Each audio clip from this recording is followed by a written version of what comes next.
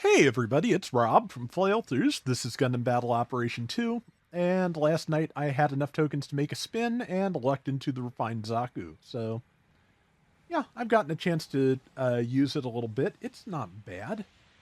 I know in the comments on the test drive, people were worried that it could be overwhelming with the knockdown it has, but I have not found that to be the case yet. But we'll see how it pans out. The it technically the sea serpent is ranged knockdown, but it's not a very long range and it's very linear. It still takes it's still not super easy to actually connect with, so I feel like that's not too bad. Also, to be honest, with a lot of the like heavy duty attacks available at 600 and up, I feel like you're probably going to take less damage getting knocked down than you would get just getting heavy staggered. For one thing, you'd probably get heavy staggered, then knocked down, and then that's about it. Managed to get off a beam shot, which was enough. I think my BMAX swing did knock down an ally, and that, of course, is the one of the counterbalances to that too, because if you hit an ally, they will be knocked down just the same as anybody else, and also they when you're knocked down by a friendly unit, you get much fewer iframes. Like I think about half as many. So yeah, only invulnerable for about half the amount of time. And there is, I think, it's a Scudo, which where is it? No, I think it's something else. Regardless, I'm still dead because yeah, there was a mass production double Zeta directly behind me. Yeah, I'm liking it. I don't think I'm making great use of the flap booster, but it depends on the situation. There are times when it is very handy. Beam bazooka. I feel like for most situations, the beam bazooka is a good opener, just because hopefully you have time to charge it before you start fighting, and also it just has that splash damage, so it is definitely of all the weapons probably the easiest to hit with. I was hoping I'd have enough boost to get behind that building. I didn't quite, so but the funnel damage I'm taking is fairly light so far, so that's good. And there is that Byron custom again, which yeah, I'm gonna go. Luckily, it just used its dodge, but I think it probably has double dodge roll. And as much time as it's been since I hit it now, it doesn't matter if it does or not, it'll be ready.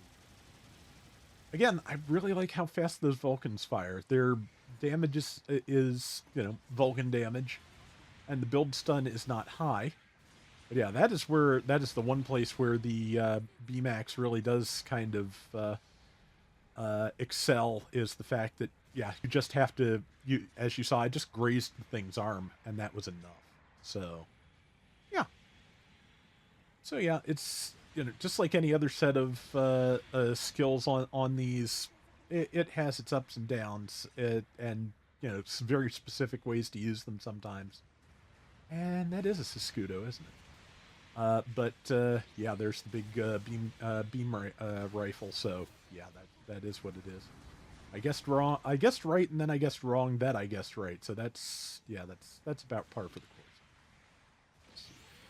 But yeah, also just the beam rifle is at least good for stunning things in a pinch. So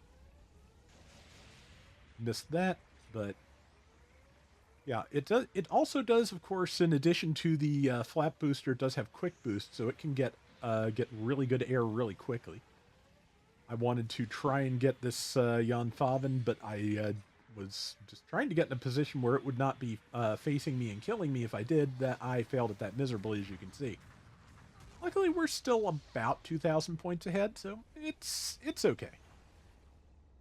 Yeah, like I said, I like it. It's interesting. I don't think it's going to be particularly overpowering. I do think once you if they go all the way to level 4 with it and make it usable at the new 750 cost, I think with sufficient overtune it could be really kind of scary. But as it is, just fresh out of the gate, I don't think it's too bad. I built entirely for defense here just to hopefully stay alive for 5 seconds. Okay, got the violent this time. And there's something. Yeah, this is a good good use for the burst fire. It only landed the one shot though. And there we go with the Vulcans. Yeah, we're doing fairly well. We've got 3 refined Zaku's on our team, but we're not, I think, completely overwhelming. It is a pretty good score, honestly, but I don't think that's entirely up to us in our overhauled Zaku's that end up accounting for that. Maybe I'm wrong. It'll be interesting to see, but I'm overthinking it at the moment. But I also am just really enjoying using the thing. And of course, the mid-air boost is always good for redirecting. I feel like that was just a little bit of lag that got the Ingrid Zero Gaplant allowing it to knock me down. But that again, lag is just part and parcel of this game. I'm apologizing. Number 2 should not have stunned them. Somebody else already had the kill. Was not really necessary to fire like that. It does, of course, get bonus damage to anything that's been knocked down. So, in that case, since the window of opportunity is kind of small, like the Vulcans are a good like default for that because I was happy with that shot in particular.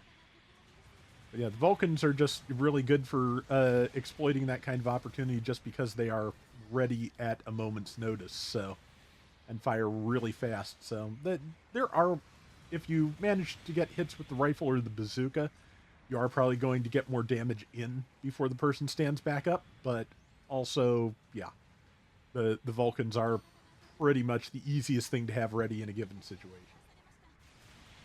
And one of the balancing factors that the refined Zaku has, there is not a single weapon on this that can be used while you're boosting.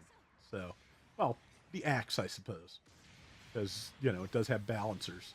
But everything else, you do have to go down to a walk for at least. I'm trying to think if there's anything stopped fire on it. I don't believe so.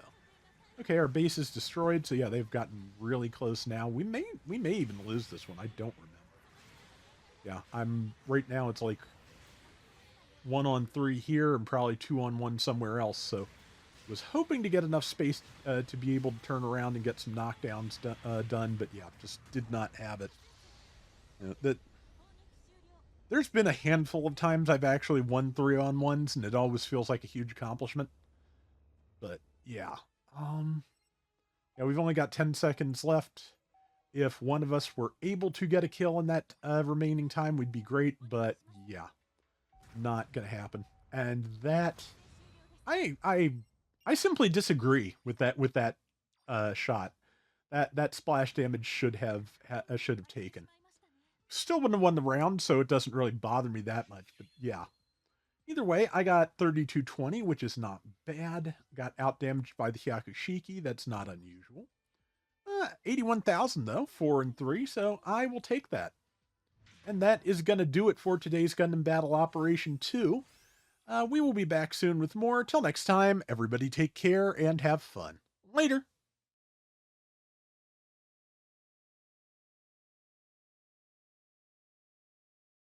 So, yeah, some folks have gotten a hold of the program from the G-Quux theatrical showing and translated some of the biographies and descriptions and timelines, and it is really fascinating.